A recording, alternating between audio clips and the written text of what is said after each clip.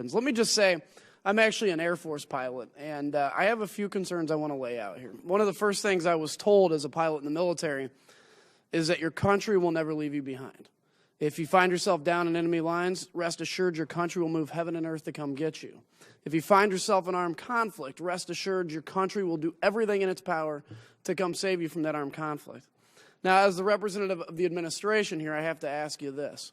From the initial attack to the second attack, there was a lull of 7 hours.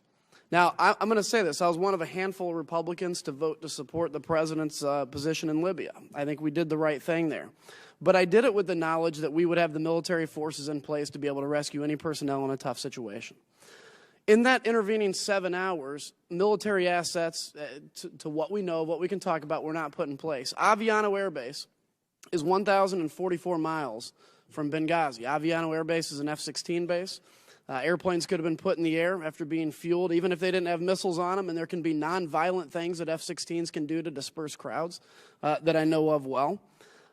So that's a concern. Originally, also, when you briefed us, I remember, and this has been, I know, hammered, and it's been hammered a little bit, but when you briefed us, you said unequivocally this was a result of the video. And I remember, in fact, you got pretty upset about it when somebody suggested that this was a terrorist attack. This was our briefing that we had.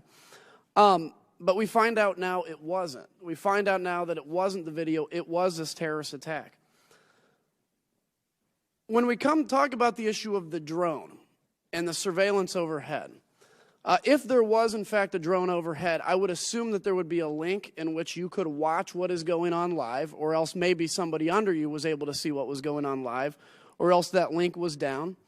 And another question I have, when it comes to, I watched your testimony in the Senate, and you said, you know, part of the reason we had a little bit of a delay in understanding what was going on, we did not have immediate access to the security cameras, the security footage, but yet at the same time, you had mortars being reported as being fired on security personnel. If I would hear that mortars are being fired, I would immediately assume, regardless of whether I could see what's going on overhead, regardless of if I could see the security footage, that this is more than a spontaneous demonstration. The other question I have, too, I'm laying a few out for you.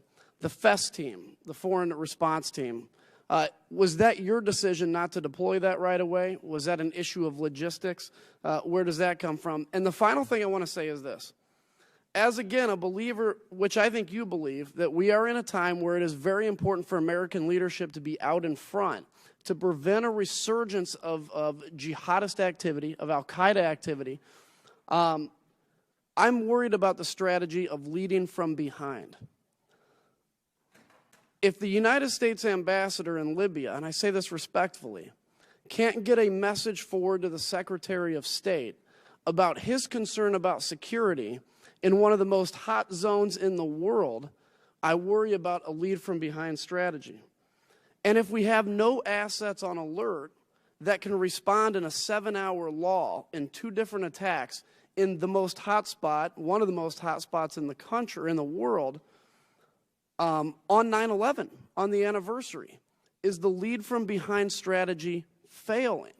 Because I really want American leadership to be strong. I believe in freedom, and I believe we're the people that are going to be. Well, I would hope you would take as seriously the fidelity to law of prior directors. And one or the other is not telling the truth. I don't know which one is telling the truth and which one is lying, but if there are email indicia that either demonstrate Deputy Director McCabe was telling the truth or Director Comey was telling the truth, this committee and the American people need to know. And simply saying an ongoing investigation means we'll never know who lied to this committee. That's not acceptable, I believe, either to this committee or to the American people.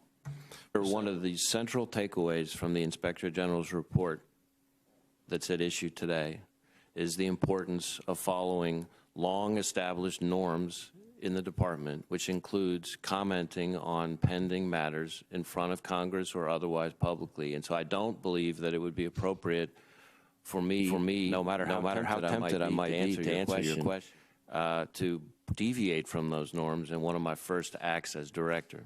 Director Wray, let me understand which pending matter you're referring to. The Clinton email matter is closed, is that correct? Yes. There's no allegation that this is under the scope of the special counsel. This has nothing to do with Russia collusion or anything else. This is a question of did the director of the FBI perjure himself to this committee? That's not within special counsel Mueller's jurisdiction, is it?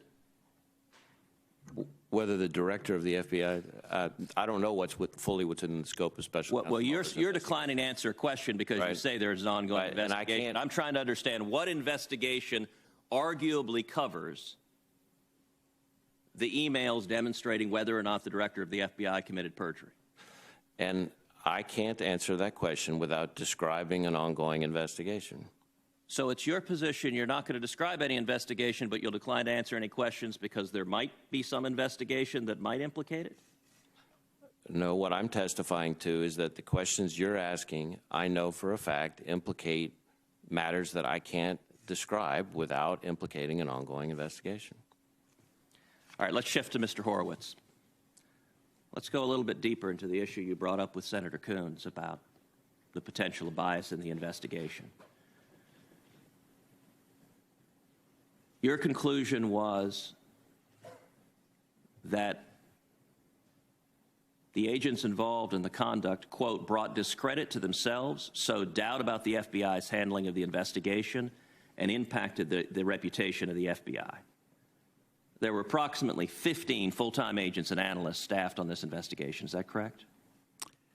I don't, as I sit here, I'm not sure the exact number. It could well have been that number. It was a lot and probably around that number.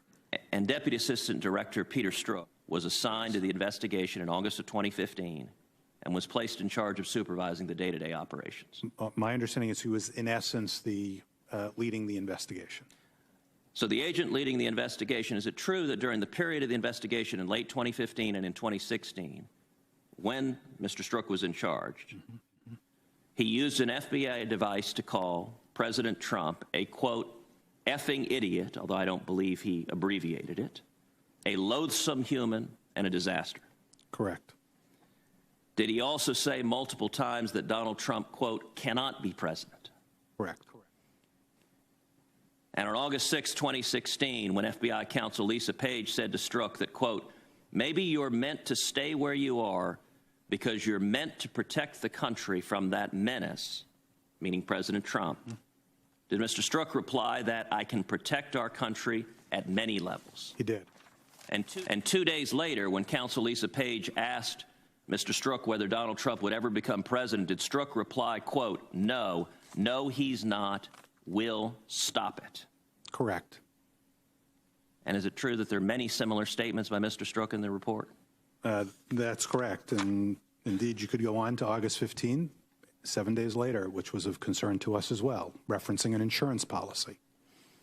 Now, according to the report, beyond Mr. Strzok and Lisa Page, there were at least 3 other FBI employees involved in the Hillary Clinton email investigation that showed animus. For example, they called President Trump an effing idiot, again, and they called his supporters a slur for the intellectually disabled that I won't repeat in this committee. Is that correct? That's correct.